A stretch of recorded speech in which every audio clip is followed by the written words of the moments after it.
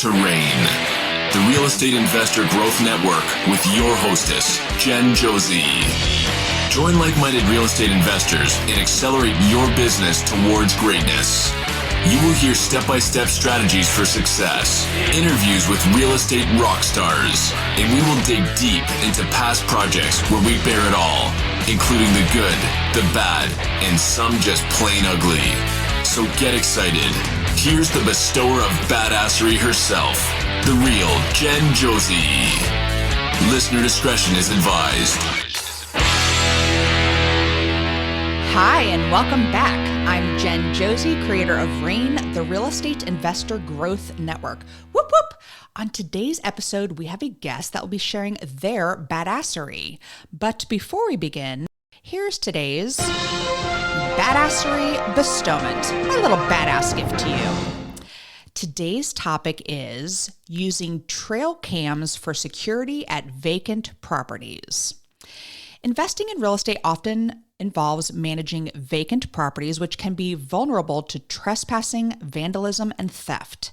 To enhance security and protect your investment, consider using trail cameras. Originally designed for wildlife monitoring, trail cams are an effective and affordable security solution for vacant properties without electricity or Wi-Fi. Here's 6 reasons how they can benefit you. Number 1, discreet monitoring. Trail cams are small and camouflaged, making them less noticeable to intruders. This discreetness allows you to monitor activities without alerting potential trespassers. Number 2, motion-activated recording. Equipped with motion sensors, trail cams only record when movement is detected. This feature conserves battery life and storage space while ensuring you capture relevant activity. Number 3, high-resolution imagery. Modern trail cams offer high-resolution photos and videos providing clear evidence that can be useful for law enforcement or insurance claims. Number 4, night vision capability. With infrared technology, trail cams can capture clear images even in complete darkness, ensuring 24/7 surveillance. Number 5, weather resistance. Designed to withstand harsh outdoor conditions, trail cams are durable and reliable in any weather, making them ideal for protecting properties in various environments. Number 6, easy installation.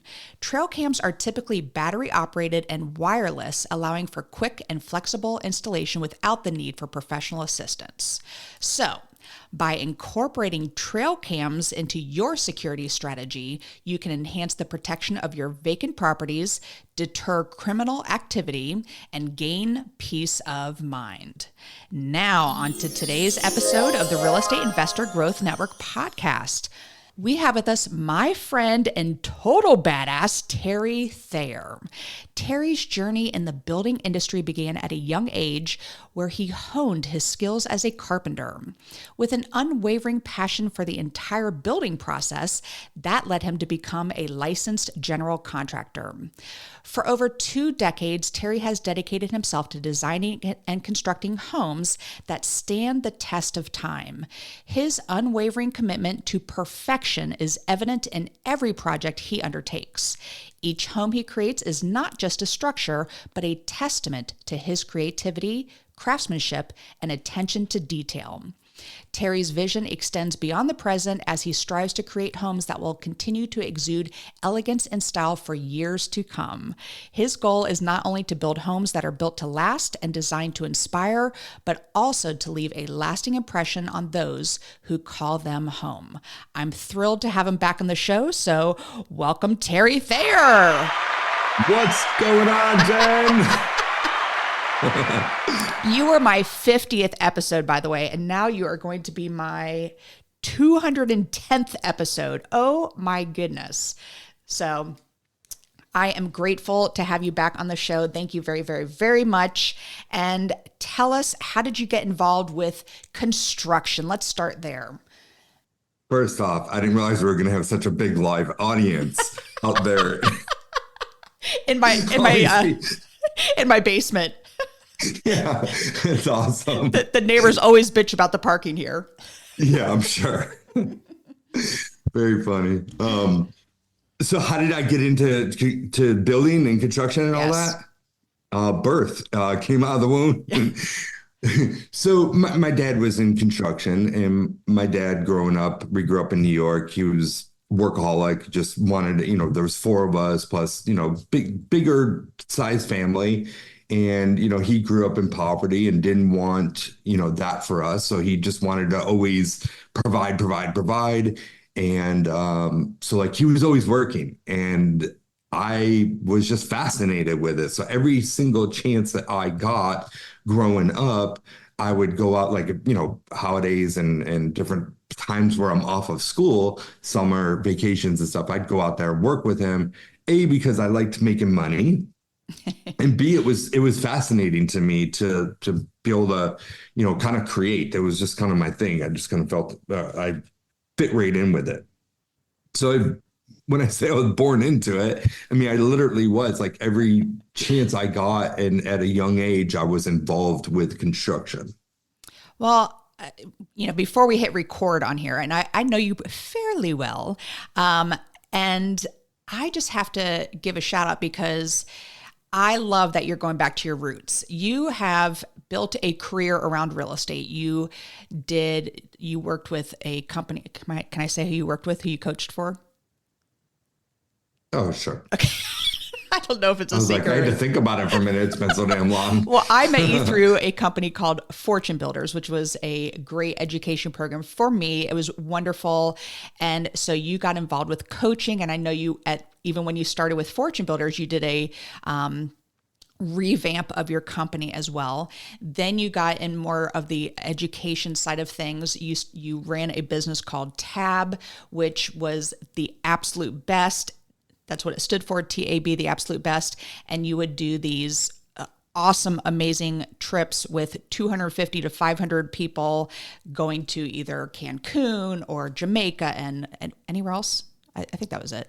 We did Cabo. Cabo. And we did a couple other smaller ones in other places, but they were never in the US. They were always in destination areas like that, cool destination areas. So smart to do all that. Then you started getting into the wholesaling business and you did all this other stuff.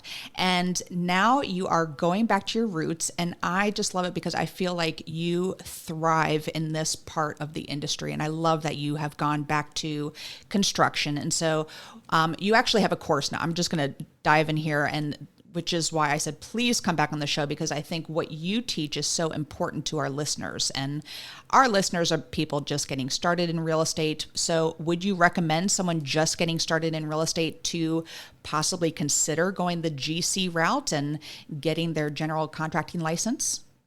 Yeah, 100%. I mean, it's like, this is the easiest thing in my opinion. Like, I flip houses. Every time I flip a house, I'm like, this is freaking daunting. Wholesaling is daunting. Now, marketing acquisition is always needed. Like you said, in the intro, you said I got into wholesaling. I was always wholesaling, but I was never a wholesaler. Right. Like, we would get properties that we didn't like, that we didn't want, didn't fit our criteria, and we would assign those off, find buyers and sign those off. And then when we decided to go a different route, that's when we kind of put all our eggs in, not all our eggs, one basket, where we started maximizing the wholesaling as a full on its own business. But yeah, I mean, it's very predictable when you're doing flips. Like, it's crazy, like how you'll walk into a flip. Like, I've been doing this, like, this is all I know, right? This is literally all I know. And I've been licensed for over 20 years, flipping and renovating houses for 30 plus years. I mean, it's literally all I know. So I can walk into a house. Not everybody can do this, but I can walk into a house and I can tell you everything that's wrong with it. I can tell you there's no surprises or secrets for me. But that's not everybody. Everybody, like, oh shit, they start tearing apart, oh, this and this and this and this. Like, I can walk into, that's probably why there's not so many flip opportunities for me, is because I walk into them and I can see it all right from the beginning. I don't have to pull it apart to find out all this shit. Like, oh, put a 20% contingency and all this crap. Yeah, you need that for other reasons, not for the fact of the unforeseens. So the cool thing about building is, like, you mentioned coaching and all that stuff. Like, I built a course, right? and it's 13 modules. It's kind of meant to be done in one quarter, 13 modules, 13 weeks in a quarter, 1 week, do at your own pace, but it's just kind of like the layout, and the whole purpose of 13 is where that came from. So I'm pretty sure, if I remember correctly, the first 10 modules are all the parts set up before building. You get to a module 11, you're finally building. So it's like, if you do everything 1 through 10 properly, 11 is simple. Right. And then it's accounting and warranty, basically. Like the building process, the actual build, pulling it out of the ground, is the easiest part out of all of it if you've done the rest of it properly. So your course is for building new builds. Yes. Okay. I'm sorry, because I was confused because you can have a GC license and go in and still do renovations on properties. And what you were getting to is that it's so much harder to do it on an existing property. It's just more predictive of doing brand new builds, and there are no surprises. You're not going to tear down a wall and go, ugh, got, poly pipes, and now I have to redo all this stuff. So for the listener, do you suggest that this is a good idea to go ahead and get your GC license? Is it just another tool in your tool belt? How would it help the day-to-day investor by having their GC license? Well, 2 reasons. For the sake of the lender. Yes. What is one of the first things that a lender asks you when you're doing a flip, or especially if it's a large flip, or even in building a house? Like, I need to have the GC, the information of the GC, their license, all this other stuff. Well, if you are the GC, first of all, that just kind of puts you, just raises your, what's the word I'm looking for, Gen teacher? Your credibility. Your credibility, raises your credibility massively. Yeah, and then 2, it allows you to do so much more. Like, it allows you to, like, being a GC, like, think about it. You hire a GC and you're giving away 10, even if most GCs that say, oh yeah, I'll do it for 10%, cost plus 10%. They're so full of shit, because what they're doing is one of 2 things. They're either showing you a cost that's inflated, yes, or they're having the contractors do some kind of like, almost like an affiliate fee, like a side payment to them directly, and then over here to make it a bigger amount. So I hate to say it, but most contractors are dirtballs. Like, I say it all the time. Like, I've been a contractor for my entire life, and I just try to live my life as ethically as possible. But like, I do renovations for people, like, occasionally, and I inflate things for a different reason. Like, I always put my cost out there, and then I'll put, an overhead and a profit. And that's how I, will do an estimate for somebody if I'm doing contractor work. And the reason why I inflate some of the subcontractor stuff is because it's not there. It's not predictable. I'm doing a renovation. Like, I can get an estimate, right? Building, you get an estimate that you then go ahead and provide a PO for, a purchase order for, and that's the freaking number unless I make a change. So in renovations, like, you're going to have some inflation. You're going to have some contingencies on almost every single freaking line item. You know what I'm saying?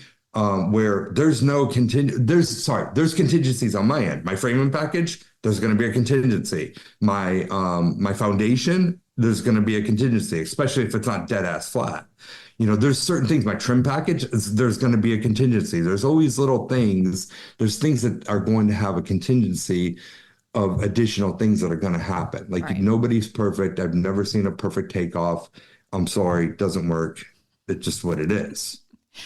So for the listener out there who is just getting involved in this, finding a GC, and I'm glad you tapped into this, was one of the toughest things for our business. I remember we went through a handful of them. Well, Oscar. Oscar did our first.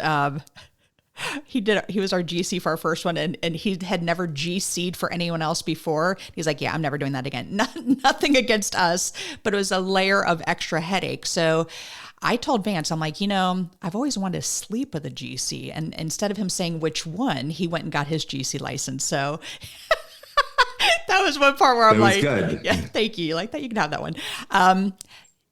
What it will do is build credibility for our listeners with that lender, but it will also make you better at what you do. Now, Vance got his GC license.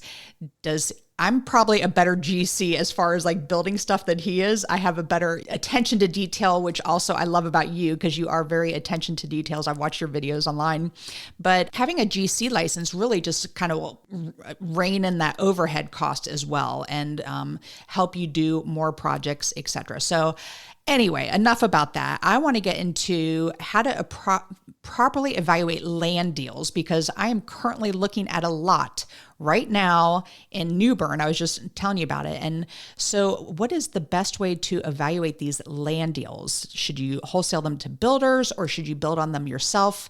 Talk to me about this. All of the above. Okay. Like this is, so let me just close out something on GC because one thing that we didn't hit is that people freak out and like, oh, I can't become a GC. Like, I don't have the credibility. I don't have the knowledge, all this. Like, it's like, can you become a realtor? Anybody on the planet can become a realtor. You study for the test, you pass the test. Well, the cool thing is that in most states, for the GC license, they have people that teach you how to pass the test. Yes. They're not going to teach you how to become a GC. They're going to teach you how to pass the test. So the test it does not teach you one thing about building. Like this, what I do teaches you how to build. Getting the license is the easiest part. That and you know, some other qualifications. So back to your question was, repeat the question. Evaluating again, land deals. What's the best way to do that? Evaluating land deals. Yeah. So I don't know that we have enough time on this podcast to break that down because I just spoke at an event last week. I actually recorded the whole thing because I knew it was going to be some really good content. And it's, you know, about 40, we condensed it down to 45 minutes, took out all the fluff and stuff, put it on my YouTube channel. But you know, it was the 10 steps of breaking down a land deal. And I get really into detail of like how to find these things, you know, how to evaluate them and what you can do with them, like the exit strategy. So like one of the fears of people becoming a home builder is the length of time it takes to get one going. So from the time you purchase land or find land, you know, start marketing, whatever, to find the land to the time you build, put the product on there, build it, go vertical, sell the product. Like if you've got everything rocking and rolling, that's probably about a 12-month process. Right. Right. So it's like, you know, the time to find it, to get engineering, to get architectural, to get permitting, to go vertical, 5 months, put it on the market, sell it, close it, the whole thing. That's a 12-month period. So people are like, I don't have 12 months. What can I do in the meantime? Well, what are you doing currently? You could do that same thing. You can, if you're working a W-2 job, you could probably do this at the same time. You could, if you're wholesaling houses, rehab it. Don't stop all that stuff, number one. Number two, if you're like, I want to go all in, this is my main focus. Well, find these land deals. And then there's different ways to exit those land deals, different, let's call it phases. Like these land deals, when I say land deals, I do not develop whatsoever. If it does not have street frontage, Okay. and I can, you understand So it's what I'm saying? not raw land. You're not teaching people how to develop raw land. No, I'm not. I can. I have. It just does. It brings me no energy whatsoever.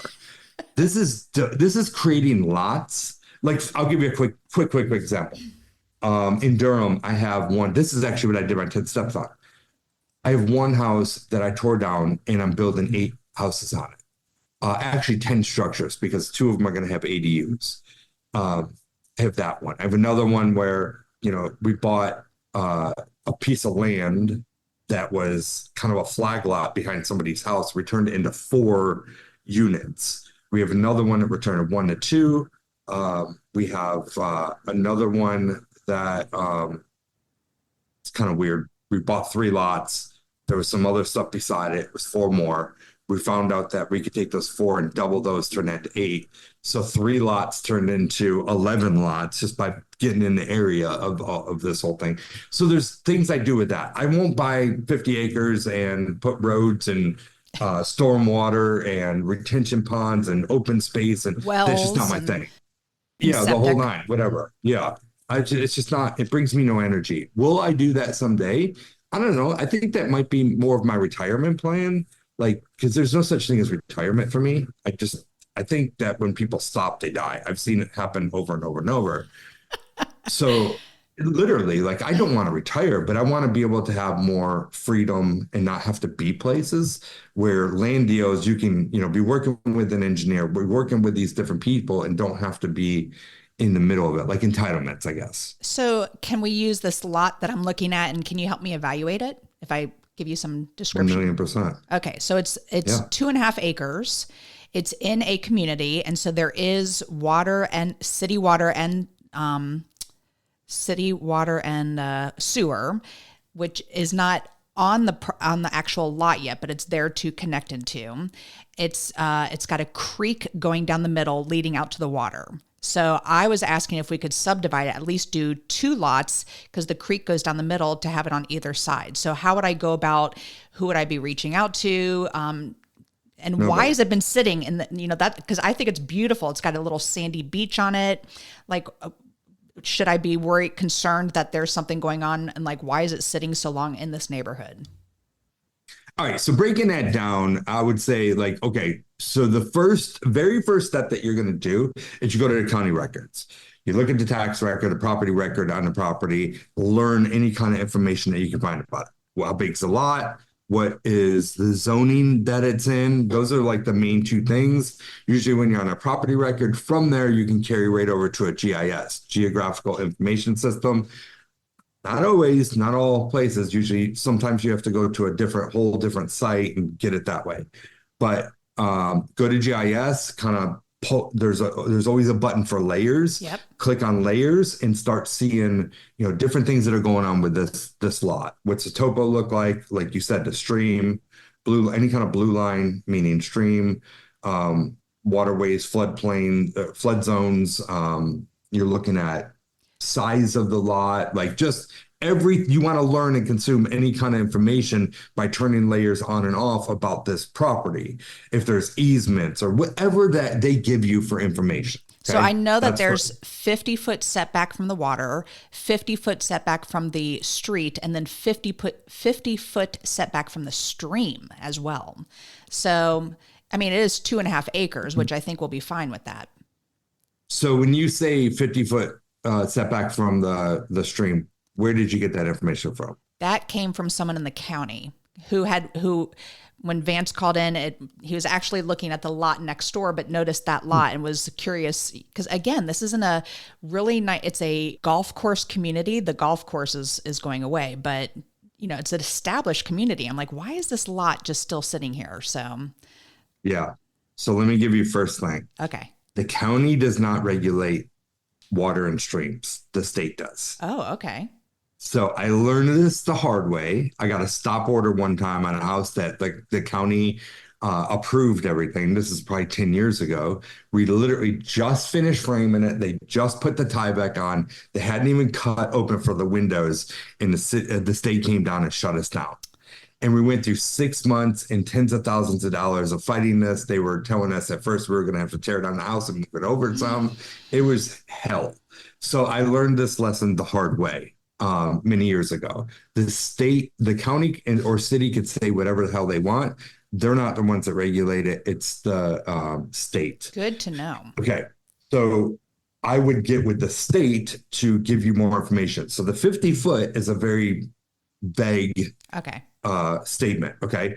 What I typically see here in Raleigh and Durham when we have streams, it's either 50-foot or 100-foot.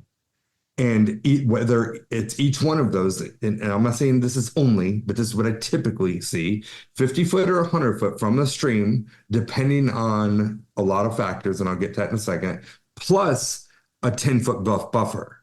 So it really ends up being 60 or 110 in most cases. And I will tell you this, usually what determines a 50 and 100 is the runoff of how close it is to a main body of water. So if you're at a main body of water, I would say it's probably going to lean more towards 100 plus 10 versus the 50. Okay. But I could be wrong. I'm not the state. I'm not doing the regulations, but that's what I would look at. Because basically the whole purpose of this is you're building, they have to protect the main bodies of water. Okay. So this little teeny tiny little stream that could be dead dry in your lot, But when we get torrential downpours, it turns into a stream, it runoffs and ends up into some river. That river ends up into some other lake, let's call it. That lake rolls off into another river and eventually ends up into our oceans. They're protecting all of that. Okay. That's what the whole purpose of that is. Gotcha. So this is my point, Terry, because this is your roots. This is what you are so good at. And I am so thrilled to hear that you are getting back into this and now you are coaching other people along with it. So tell us a little bit about this coaching program that you have. And is it for people who already have a GC license? It's people who want to become a GC? Who's your perfect person, your avatar to join this course? My perfect avatar is somebody who is the perfect one. It goes much broader, but the perfect one is somebody that's already in real estate. They're flipping houses, wholesaling houses. They're a realtor. They're a contractor. Like when I say I'm even going to contractor, because I think the biggest pain point in many cases is the contractor part. So when you have the contractor or these different people, pain points, and they've always had the aspiring, like they want to start building, but they just think, I remember when I wanted to start building, when I was a contractor and I'm doing bathrooms and kitchens and such, and I'm like, there's no way in hell, like, how am I going to get the financing? How am I going to build these things? Like, how am I going to become a GC? Like all of these questions, I was in the business, like grew up in the business, and all these were massive questions for me. And like, it just seemed so daunting and so much of a big task and why me type of conversation to myself that I was telling myself. And in all reality, like all of these things are very easy. I don't want to call it easy. It's all hard. It's all hard as shit. But it's like there's ways of learning it to be able to, the answers are there in this course for any type of person who wants to get involved, whether they have experience or not. Because here's the thing. It's like, do you need experience to become a builder? The experience helps you become a better builder. Yes. So over time, when you flip your first house, is it the best house you ever flipped? Hell no. But here's the thing. It's finding the right contractors to be able to follow this piece of paper that is drawn up by licensed architects and licensed engineers and sealed and by a permitting department that has approved it. You understand what I'm saying? And it's like having all these different people on your team to run all this and just asking the right questions. So I break it down in that micro piece to where anybody can do this. But yeah, my perfect avatar is somebody in real estate that wants to get in it, and they just have so many of these doubts and questions and fears. And this helps solve all of those. And again, you're focused on building new. So would these be tear down rebuilds that you are teaching about, or literally buying up lots in land development stuff? So all of the above. Okay. I think that the best place to start is tear down new builds. Mm-hmm. I love being a part of a builder team in a community that has 10 different builders that's building 200 houses in this community, and it's all restricted by different things, and there's one salesperson that sells it all. Like, I love all that. They're marketing, they're bringing buyers. I love all that. Are you going to start off by doing that? Heck no. All right. I'm not going to say heck no, because I actually know some people who actually weaseled their way and lied into getting into those. And we'll talk about that offline, because you know the person. Oh, it's funny. Yeah. And there was massive regrets. I heard all the chatter later. But ethically, it's good to start off by doing tear down new builds, and there's no restrictions anywhere. It's like you have an open book of doing whatever the hell you want to do. Number one reason why. Number two reason why is the opportunities. So learning what I teach in the beginning of this whole course is like understanding what we just talked about with your lot, understanding how to identify the different pieces of this lot, the zoning, where to go to look to see what you can do to that lot using the UDO, the Unified Development Ordinance. And then, just honestly, like maximizing your knowledge and honing in on one area will allow you to be able to just open up like endless opportunities. Like I just said earlier, I took one, I thought initially all we can get is 3 out of it. Well, there was a text change. I waited for that text change and had to understand that text change, and it turned into 8. And I'm not talking about 8 crunched in there. Like these were going to be 3 originally with huge lots. And I'm like, come on, like this area, that's silly. But because of the way you can cut it up and come off of the street, that's all it allowed. So yeah, I mean, there's just really cool opportunities right now, especially in the last, 3 to 5 years. All these cities, not all, but a lot of these cities are trying to do different things to create affordability. They're trying to maximize on density because Huge. everybody wants to be more in the inner cities. That's where everything just kind of stacks up and then it ends up spreading out. And usually when you spread out in the suburbs, you unless you go way out, like kind of the outskirts is usually the most expensive places to live Right. other than the city. So then you have to go way out to get into affordability. So it's like, just in a quick example, if you've got a lot that I can split into 3, maybe those 3 lots, I'm going to sell 700,000 square foot, or sorry, 700,000 to $900,000 houses. Well, now I'm going to split this up into smaller lots. And now I'm going to sell 400,000, $500,000 houses with ADUs, accessory dwelling units. Well, which those accessory dwelling units are used for a couple different purposes. So what the cities are approving them for to maximize density and affordability is if somebody has this ADU, it could be for an in-law having, instead of having 2 mortgages, you have 1 mortgage and it's split between these 2 families. Number 1. Number 2, the person has their house, they rent out to somebody over here. The income from here offsets their mortgage, Right. creates more affordability. So like that's the idea of with the density and such. Well, Terry, I'm glad you brought this up because I just had a coaching call with a student yesterday and he's in California, and everywhere in California, people, if they're renovating properties, they're adding ADUs. And me personally, I don't want to move into a house and have a renter in my backyard. But I like how you were describing it. And you said that there's different multiple uses for ADUs. So you said mother-in-law suite. I'm assuming it could be an office or something, and for people to just, any other uses you're finding for ADUs? Yeah. I mean, rentals, short-term rentals, long-term rentals, midterm rentals, a family member taking, 2 people, kind of condensing them into this one place, one area. Do you feel like it brings in more buyers, like it increases your buyer's pool, or does it shrink the buyer's pool? It depends. Like Okay. you just mentioned California. Yeah.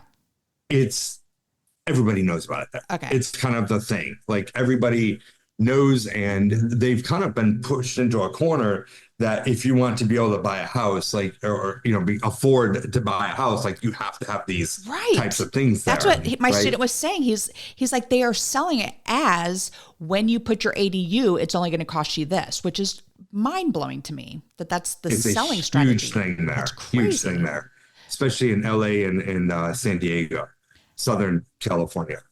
So I have 2 more questions for you because, go ahead. I Sorry. was just gonna say it's fairly newer here, so like a lot of people don't understand and know the whole ADU thing. So it's kind of an education process, and it'll take time Gotcha. to catch on fully. Yeah, I mean, I have a guy in my neighborhood that's all he does is build ADUs, so it's pretty cool. He's a good guy. So 2 more questions for you before we go to the second part of the podcast here. And if somebody is listening and they want to become a GC, I think it's a great tool for your tool belt. It will build your credibility. It will help save on costs during renovations or if you do new builds. But how much does it cost to become a GC? Yeah, so I know in the state of North Carolina, I don't know other states, but I'll throw out a quick tip. There's this seminar or this company that teaches you how to pass the test. And when I took my test 20 something years ago, back in 2002, it was, you go to contractorsseminars.com. Okay. And it was taught by this guy by the name of J.J. Johnson. And what this guy did is every single month he would go take the test and purposely fail the test so that he knew what was on the test, so he could teach you what's on the test so you can pass the test. Since then, he's now retired. He sold the company. They still use contractorseminars.com, and I think it's called like National Seminars. And there's all these different things. Now they have this, always forget how to pronounce it. Like they didn't have this back then, but now you can become licensed in like 15 different states or something, NASLA or something, I think it's called. I'm just licensed in North Carolina. I think this is just one of those, what do they call it? Like a bump, increase in, like, just pay extra for this Right. and do this, like, you know what I mean? Because like, who the hell's gonna be building in all these states, right? I think it's kind of silly, but it is what it is. So as far as costs, like, I think, from what I hear today, I know what it cost me back 20 something years ago, it was about $1,000. All the books, the course, everything you needed, taking the test, maybe 1,200, $1,500 max. Today, I understand the books are a little bit more expensive. The course is a little bit more expensive. So from what I've heard, it's like $2,000 to $3,000 to take your test and pass the test. And by the way, is it JJ Johnson? Is that who you said? JJ Johnson. Yeah. He ended up accidentally passing the test right before he retired. Did you hear about Yes. Yes. Yeah. So they're like, no more. You can't come in here and take the test anymore. So I think that's who Vance went through and under your recommendation. So thank you for that. And my final question to you, is there a difference if someone is renovating a property? Because we are dealing with this right now. We're in the middle of a tear down rebuild, and the permitting process kicked our ass. So is there a difference in getting new build permits? Does it take longer? Is there, because in the very beginning you were touching on that, say it's a 12-month process, and I wish we didn't pay for that hard money loan from day one with the rehab budget in there. I wish we would have just bought the lot, and because I didn't realize it was going to take as long as it did to get permits. Is this just because the way the market is right now that they're slowing things down? What's the deal with how long it takes to get permits? So it's a loaded question. I'm going to break down a few different pieces of this, because are you talking about the actual permitting? Like, you've got your architecture, engineering, you've got everything, your survey, plot, everything, right? And all you're doing is submitting your permits, right? Correct. Okay. I'm getting permits in less than a week where people are telling me that it's taken them months. So that's also a learning process, and it's documenting the process. The other thing is not taking a shotgun approach. I'm not building in Cary, Garner, Raleigh, Durham, Wake Forest, or, you know what I'm saying? Like, I'm not going all over the place. Like, I hone in when people are sending me deals all over the place.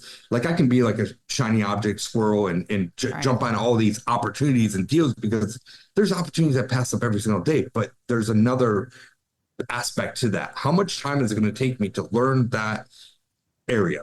Like, learn the zoning, learn the UDO, learn the permitting process, all of this stuff, learning the inspection departments, the process, the people. Like, there's so much more to codes, it, right? Even the codes change from county to county. It's exactly. Stupid. There's always these certain things that every municipality will add in there on top of national code, based on the area. So so I'm going to go to lending first. I always teach people something. I used to make this mistake years ago, same like you're talking about, where I would get the loans too early, right? And there's two different pieces of building. Unless you are going into a development where they do it all for you, like I mentioned, public-private builder team. There's horizontal, and then there's your vertical. Okay, so your horizontal is going to be your land, your tear down. If you're multiplying, splitting the lots, that process, clearing the lot, bringing utilities. in water and sewer, bringing in all your utilities, all these different parts and pieces that go into your horizontal. That process right there could take 2 months. It could take 6 months, right? While you're doing this in parallel, you're getting your architecture built, architectural plans built, you're getting your engineering, and then you're putting your application together for permitting and submitting for your permits. Okay. So all of these different parts and pieces, that all falls in horizontal for me. Okay. When I get my permits back and everything signed, sealed, and delivered, also while I'm in permitting, right? So horizontal costs, all the architecture, engineering, and permitting applications being done, right? So that's being done in parallel. Now, when I'm in permitting, what I'm doing is I'm creating design, I'm creating what am I trying? Purchasing. I'm doing all this stuff. So we're creating now we have a fully signed, sealed, executed set of plans, engineered. And while it's in permitting or while I'm in that process, I'm sending this off to all the different contractors to get pricing. At the same time, the designer is making all the selections. Okay. So now I have all my selections, my pricing, I have my permitting, I have everything. I know exactly what this is going to cost me. If I go and get my loan in the beginning before I know all my costs, I can get a loan for, let's just say, $400,000, which is my land and my build cost, and find out it's going to cost me $450,000. Right? Too late. Now I have to figure out how to get another 50 grand into this project. But when you have 10, 15, 20, 30 projects going on, and that happens across the board, it's a big kick in the, you know what? So I do all of my horizontal. I get a loan for my horizontal, and it's typically with a private lender or my own cash. That was my question. Okay, that's always a private, especially if you're splitting. No hard money lender. Most hard money, you can get some hard money lenders and institutions to do the dirt, but they will not be okay with splitting it. So if you want to do everything, entitle it, then get another loan, then get a construction loan, it's just silly for what we do. So that's why you see when land developers, they usually have these projects in contract all the way up until entitlements are approved. Then they get financing because now the lender knows what this is going to be split into and all the different parcels and so on and so forth. And then they'll do a horizontal construction loan. Does that make sense? So the second loan is a construction loan. Yeah. So now we have all of our pricing, now we're getting ready to go vertical. So now what I'm doing is, okay, I've got my permit, as soon as we go into permitting, we start the lending process with the vertical construction lender. Okay. I don't have all my pricing yet. I'll have like basic, but there's a process, especially if you're not set up with this person. So there's a process. This is going to take 2, 4, 6 weeks. And I'm getting permits now in like roughly a week. And the reason why, and I'll touch on that in a second, but please do. Yeah. So, I mean, it's just like what I said, we're going to hone in on, like I hone in on mainly Durham. I do some stuff in Raleigh. I understand Raleigh. I really know Durham. But we're getting all this information and I start that process with the lender, the conversation, all this stuff. Second, we go into permitting, maybe even before we go into permitting while I'm getting all my costs and stuff. And then by the time I have my permit, I typically have my horizontal loan. Maybe there's a week or two overlap one way or the other way. And then we have everything set. I have POs in place.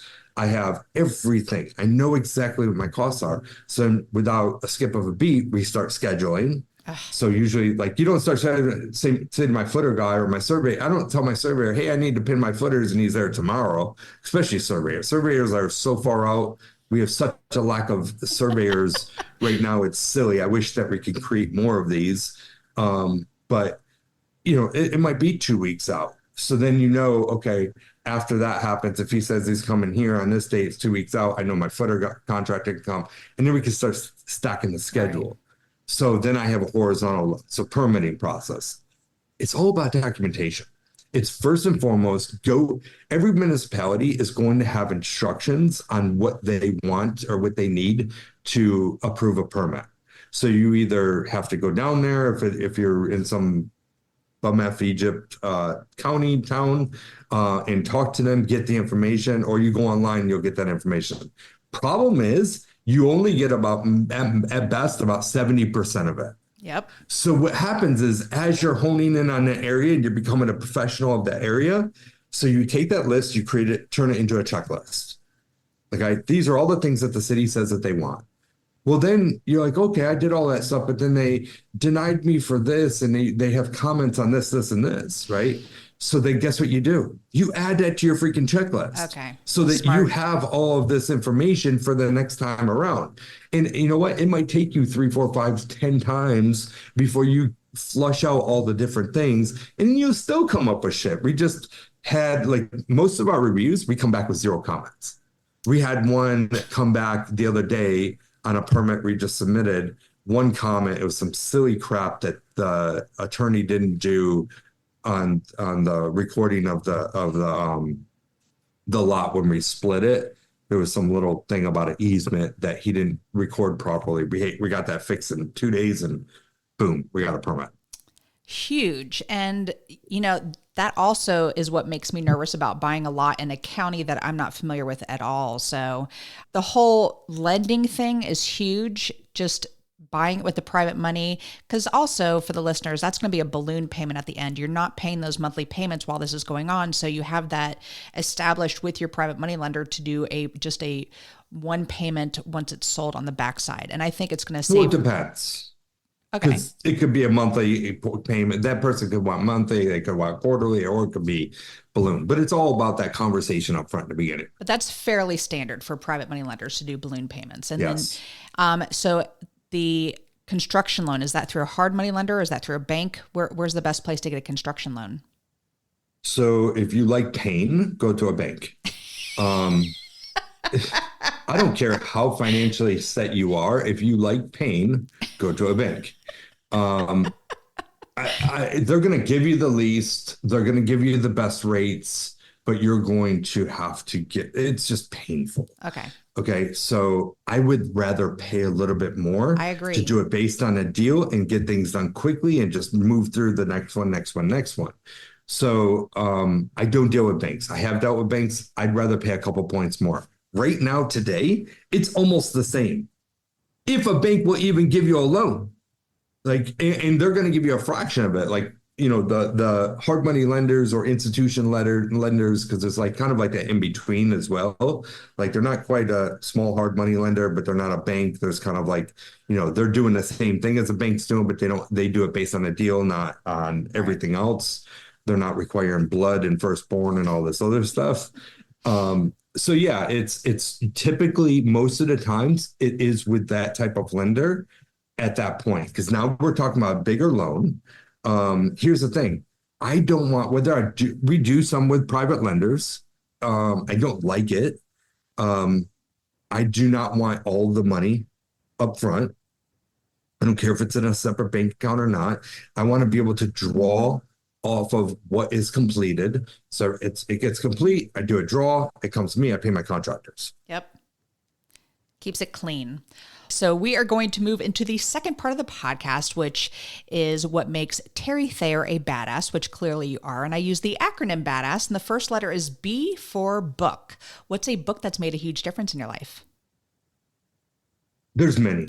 Who Not How, E-Myth, anything that really has been where it's allowed me to maximize my time, because it's the one thing that you can't get more of by utilizing systems, processes, resources, people. And Who Not How is not always thinking that you have to do everything, just finding the who to do the how. And it's with mentorship, right? Same with mentorship. If you want to do something at a high level, why reinvent the wheel? Why try to figure it out and go through all the mistakes and costly mistakes, losing time and all this?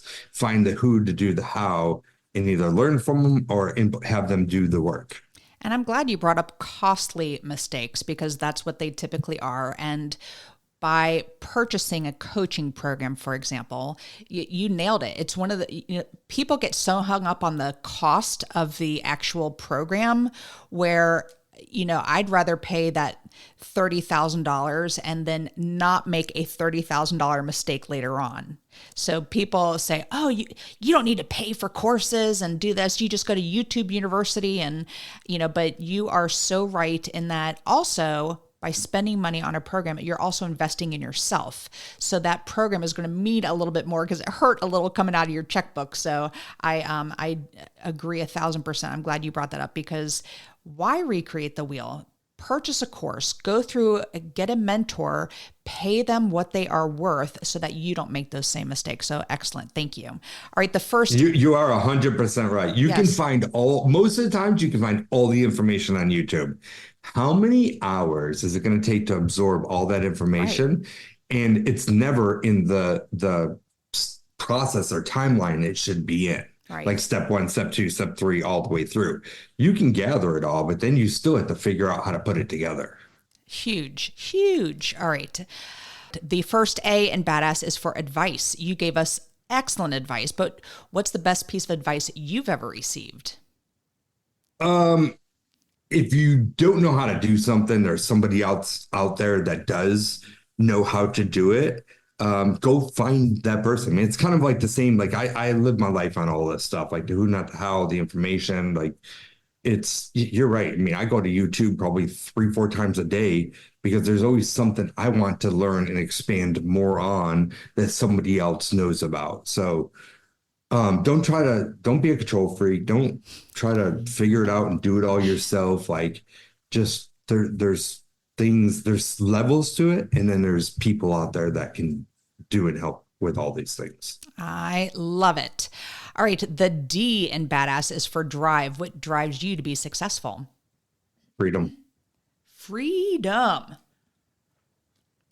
As simple as that. Like, even though I'm creeping up on 50 now, and I've had all these years of experience and different things that people call success and this, that, and the other thing, but I'm not at the point of freedom yet.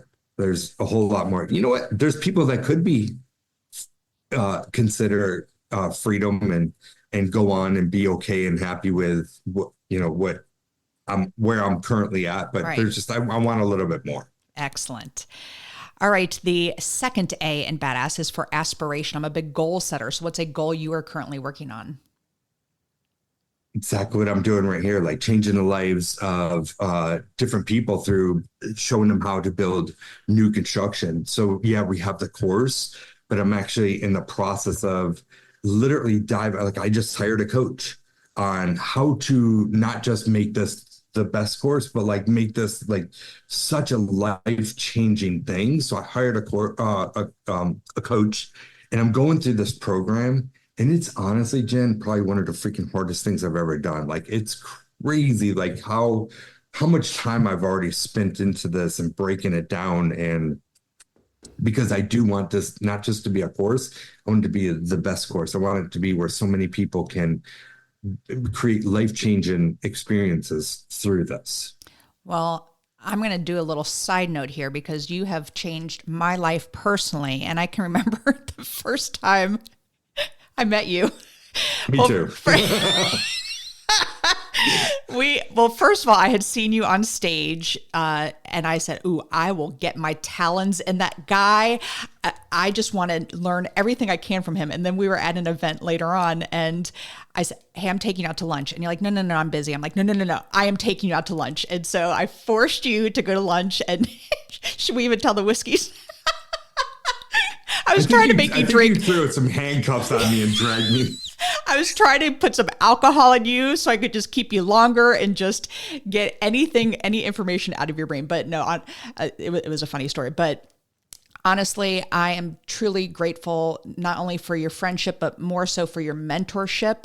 And you're so good at what you do. And guys, if you're listening, guys and gals, Terry is one of my coaches. And this is just a great tool to put into your tool belt, even if you want to just go into short-term rentals down the road or whatever. But knowing how to construct things is so very important. It's only going to make you better at what you do. So thank you, Terry, for that. All right. The first S in badass is for systems. What systems do you have in place to help you achieve success? So again, like you can go down with every single one of these questions in a million different ways, but I think routine is what keeps me on track to be able to flow and do the things that I want to do and keep my systems flowing. Like, in the most important part of the entire routine has nothing to do with work or income or anything. And it's literally what I do the minute I wake up to the minute I start, before I even start work. I think that that's important. It kicks off the day. Starts off everything properly by doing that same thing every single morning. And what are some things that you do every morning? Wake up around 5:30. And we now have a home based gym, which is pretty freaking awesome. I love that. I love my gym too. Yes. Yeah. Like wake up, feed the animals, drink water, and go right into the gym and work out for about, 30, 45 minutes because it's right here. Everything's set up. I don't have to wait for people that get off this or that, and we've got all of our equipment, and we do our thing there. And when I say we, my wife and I both do this together every single morning. And then second I'm done working out, I heard that you're supposed to do it before, but I do this afterwards. I love it. Is I jump in my cold plunge every single morning. I was gonna say, are you one of those cold plunge people? Dude, yeah, do it. It'll change your freaking life. You got one next door. I know I do. Yeah, but I wouldn't go in that one. I've heard. No, it's like I don't feel right. And I don't feel like, I just feel like something's missing every day now when I don't do that. Interesting. The days I don't do it, the energy it gives you. Like I've damaged my body through construction and through the sports I did when I was younger. And, a big thing reduces inflammation, the energy it gives. So it makes me feel a whole lot better. All right, whatever. You can't sell this shit to me. Whatever. Listen, you got to do shit that's hard. That is true. Yeah. So, and you know what? It's honestly one of the hardest things is like getting your mind to say, all right, let's jump in 50-degree water and sit there for 3 minutes. But yeah, then, just get ready for the day and make breakfast every single morning. I make a big spread breakfast for the whole family. We eat, drink coffee, and then, day doesn't start right till about 9 o'clock. Wow. So there's a lot that's done in the morning before everything even gets started to be able to kick that day off. Any reading or anything? Any mind stuff in the morning? In the morning. Yeah, I do one in the evening. Not. I prefer chilling at the end of the day, settling. Anyway, all right. It's more throughout the day. I don't have any specific, this is a time block for that. Gotcha. All right, Terry, it's always a pleasure to get you on the show. The final S in badass is for success. What does success mean to you? To be able to do what I want with who I want, when I want, number one. And that kind of comes back to freedom. And also doing the same, teaching my kids, giving them these tools and this skill to be able to do the same thing for them. Like honestly, once I feel like you're checked off, you've got it all figured out, and I got the next one, you're checked. I feel like at that point, then I can actually finally like really think about retirement and slowing down and doing what I want when I want with who I want. And I think it starts by making sure that they're set right. Well, if listeners, you don't know of Terry Thayer, he is one of my personal heroes, and he can be yours as well. So check out his course. What's the best way for people to find your course? Go into the best way is, follow me on social. It's on pretty much anywhere. It's at Terry Thayer II. You'll have a link to it as well. That will also give them a discount. And so they'll be able to get to it from right there, or thehomebuildingblueprint.com. By the way, the Home Building Blueprint. Do you know the difference when you say the and the? This is the teacher coming at me. No. Do you care? Probably not, but I want to hear it. You say the if it's before a vowel or a vowel sound. So Hold on, I don't even know what that is. So like the acorn acre, because it begins with an A, which is a vowel sound, but you would say the big pond, or what'd you say? The blueprint. What is it called? The home building blueprint. The home building blueprint.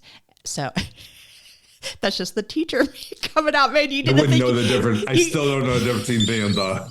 Like, I'll tell you what, if I had to get paid or if I had to rely based on English and spelling, I'd be under a bridge right now. And that's why you're friends with Jen Josie, because you know her, exactly. Her red ass pen is going to be coming out finding you. So Terry, I love you so much and I appreciate everything that you do. You are the greatest. And I thank you for your time today. This has been amazing. Thanks for having me. I appreciate it once again. Absolutely. That is all. Thank you for listening. We'll catch you on the next episode. Now go out there and share your badassery. And don't forget, make it a great day. Take care. Bye-bye. Whoop, whoop. Thank you for listening to RAIN, the Real Estate Investor Growth Network. Be sure to subscribe on your favorite podcasting platform so you never miss an episode. If you need more badassery, you can follow Jen Josie by visiting therealjenjosie.com or become a member of RAIN by registering on rainmastermind.com.